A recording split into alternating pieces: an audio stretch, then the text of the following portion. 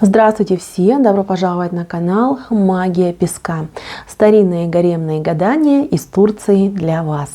Дорогие зрители, гости канала, не забывайте подписываться, нажимайте на колокольчик и получайте уведомления о новых видео. Огромная благодарность, земной поклон всем тем, кто делает донаты, ставит лайки под видео и пишет хорошие добрые комментарии. Мои милые, тема сегодняшнего гадания звучит так. Кто меня любит? Кого я волную? Кому я нужна? Пожалуйста, кому интересна эта тема, присоединяйтесь к гаданию, посмотрите на песочек и задайте такой вопрос. Кто меня любит? Кого я волную? И кому я нужна? Надеюсь, вы настроились. Я убираю Назар. Прошу высшие силы дать мне возможность ответить на все ваши вопросы и послать для вас только самую нужную, самую важную и самую полезную информацию.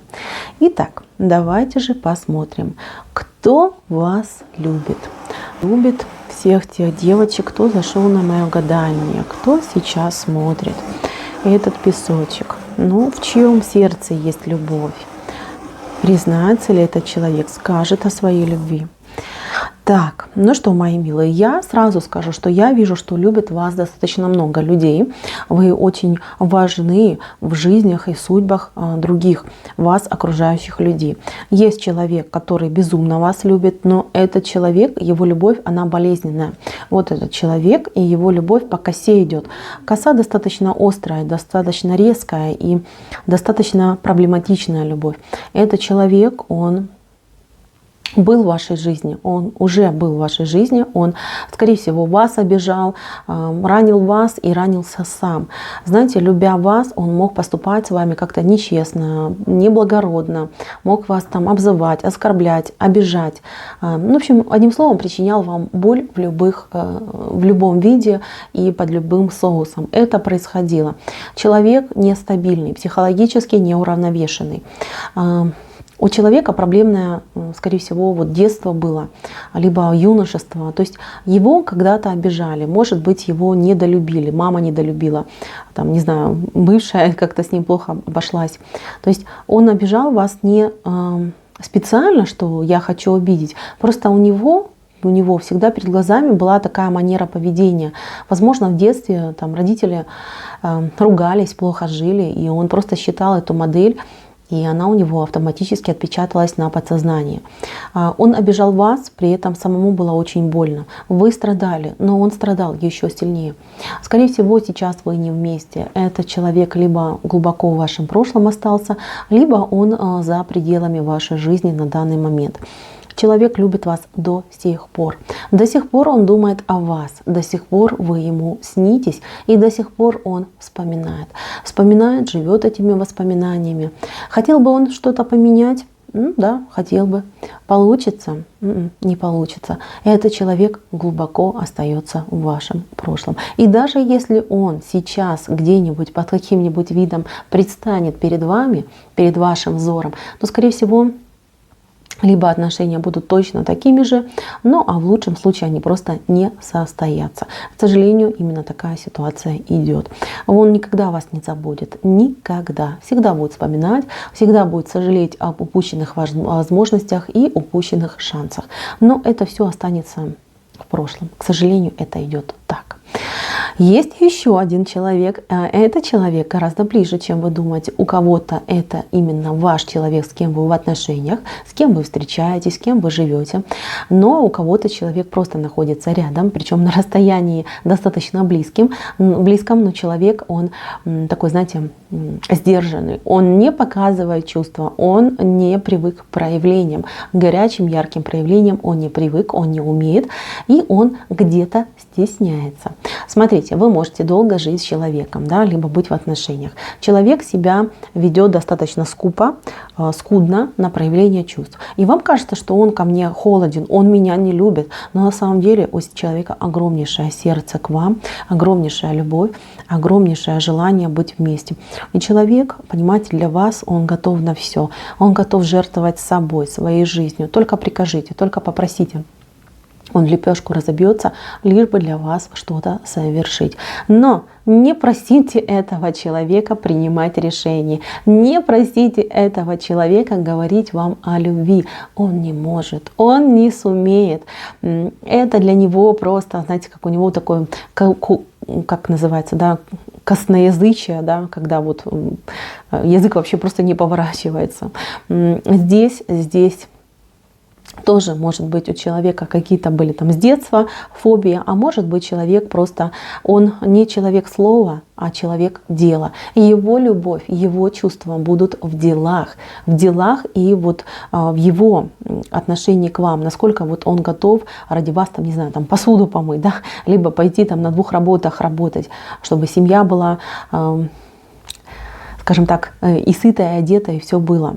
Вот, смотрите, мои дорогие, у кого-то этот человек уже в вашей жизни, он уже с вами вместе в паре, в отношениях, а у кого-то этот человек рядом, он рядом с вами находится, ходит с вами похожими дорогами, в прямом смысле слова, да, может у вас дороги общие, может быть это ваш сосед, а может быть это ваш коллега на работе, а может быть это человек, который находится совершенно в другом конце мира, и вы с ним посещаете одни и те же, например, сайты в интернете. Это же тоже дороги, хоть и виртуальные, но дороги. Этот человек уже вами проникся, вы уже в его мечтах, вы в его мыслях. Если человек рядом, то знаете, что ходит и вздыхает по вам, ждет удобного случая, чтобы с вами поговорить, познакомиться, проявиться. Тут даже может быть такой случай, что человек уже с вами знаком, но ему очень страшно, потому что видит вас просто прекрасной вот такой птичкой, жар-птицей, да, которая, скажем так, он себя считает недостойным. Он считает, что если он к вам проявится, то вы его, скорее всего, не одобрите, от него откажетесь и не согласитесь быть его. Понимаете, грустно, мне прям жаль этого человека. Вот такой вот он, не уверен в себе, абсолютно не уверен в себе. Но это тот случай, когда неуверенность пройдет с моментом, с возможностями, когда он будет видеть, что вы им заинтересованы. Все это пройдет. Я скажу вам так, что скоро этот человек вам сделает первый шаг. Либо он с вами познакомится, если это будет знакомство в интернете, либо человек, если уже ваш знакомый, то он вам откроется. Причем откроется очень, так знаете, очень хитренько, да, он с вами начнет общаться, предложит вам, может быть, какую-то помощь, либо попросит от вас каких-то советов. То есть ему главное с вами войти в коннект. Ну, а если этот человек уже вам, ну, скажем так, рядом с вами, да, где-то находится, то он придет к вам знакомиться. Причем знакомиться он будет через третьего человека. То есть он, вы и еще один человек, который вас познакомит. Вот такая идет ситуация. Знаете, что я вижу? Я вижу, что здесь у вас плетка, и здесь у вас гриб. То есть здесь безумная страсть и безумная желание обладать вами. Человек для себя видит ресурсность вашу ценность, вашу значимость. Вы для него просто какой-то, не знаю, ценный дар. Самая большая ценность в мире, которую он может получить. Считает, что недостоин. Честно, он считает себя недостойным вас. Но, знаете, если он вами станет обладать, вашим сердцем, вашей душой, то он будет ценить этот просто бесценный дар, будет реально очень сильно ценить. Будете ли вы с этим человеком счастливы, это другой вопрос. Я вижу, что кто-то из девочек, он просто вот вы разные, вы как небо и земля. Мужчина очень стабильный, очень где-то может быть скучный, может быть где-то необщительный, закрытый, а вы яркая, харизматичная, вы привыкли к веселым компаниям, вам нужно внимание, вам нужны восхищенные взгляды. А мужчина этого вам, к сожалению, дать не сможет. Он, да, будет давать вам стабильную жизнь, он будет для вас готов на все. Хочешь мою кровь, хочешь мою душу, все, что хочешь, забирай. Но при этом не проси меня говорить комплименты, да, какие-то вот там серенады в твою честь исполнять. Я не могу. Это Это мне просто недоступно, это ему действительно недоступно.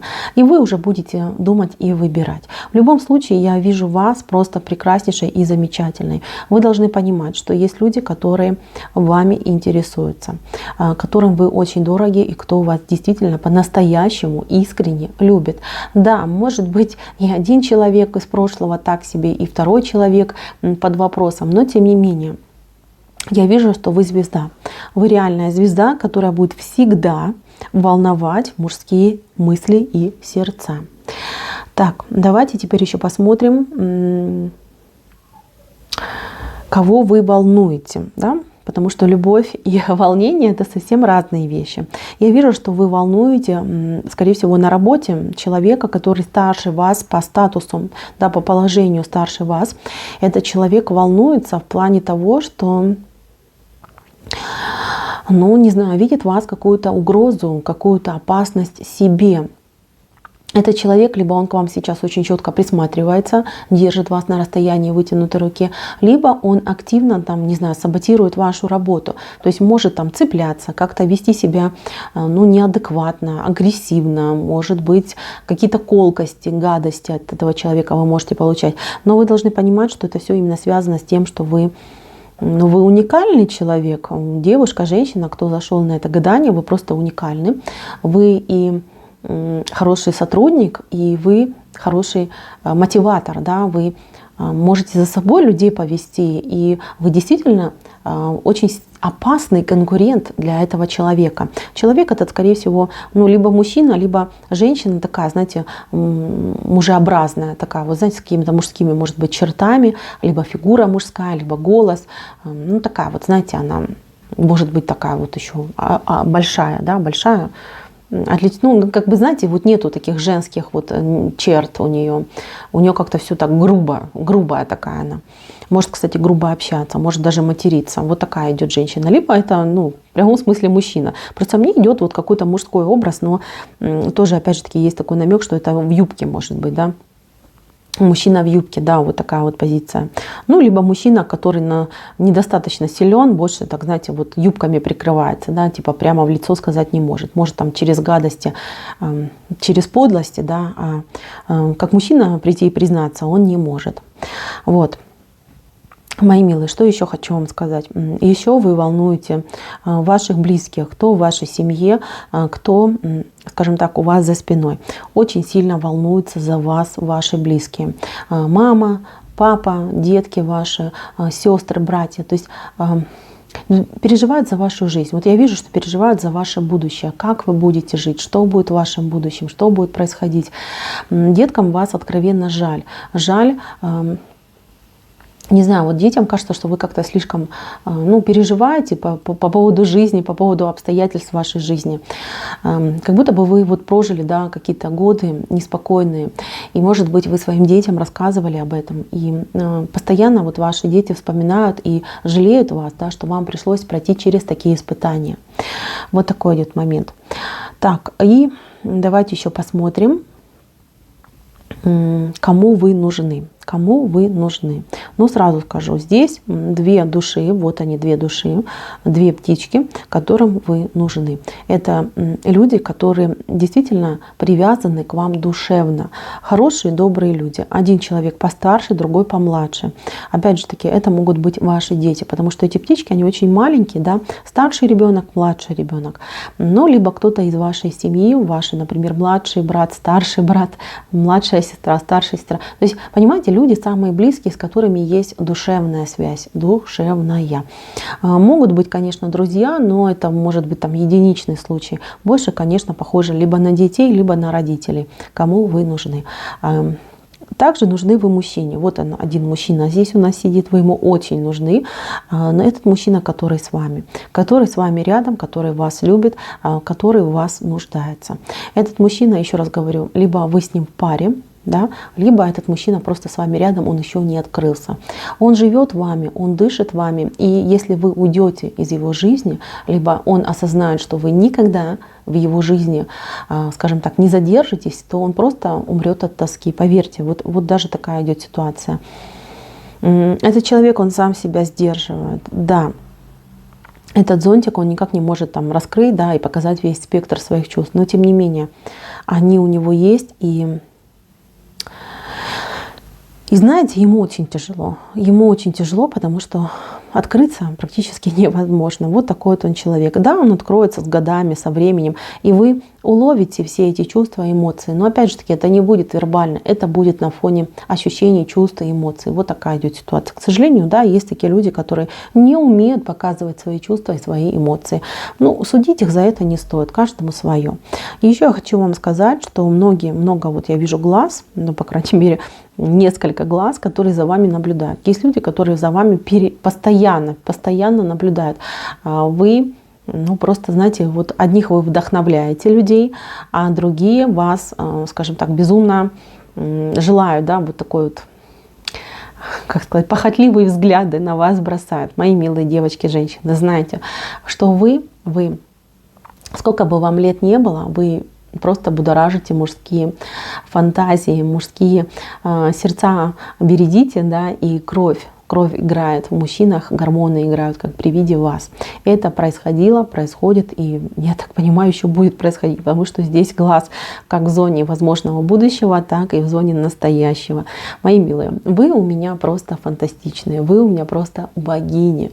Так и дальше продолжайте в том же направлении двигаться вперед. Я вижу, все у вас хорошо будет. Я вижу, что вы одинокими не останетесь, причем любовь этого мужчины, который вот рядом с вами, либо где-то рядом с вами ходит, она вас заряжает энергетикой. Вы можете его чувствовать на расстоянии, да? Его мысли о вас. Вы знаете, вы это ощущаете, когда вам хочется жить, творить и блистать. Вот это чудо, которое несет любовь к вам, да, того человека, который никак не может к вам признаться и открыться. Мои милые, гадание мое на этом закончено. Спасибо всем за внимание. Всем пока-пока.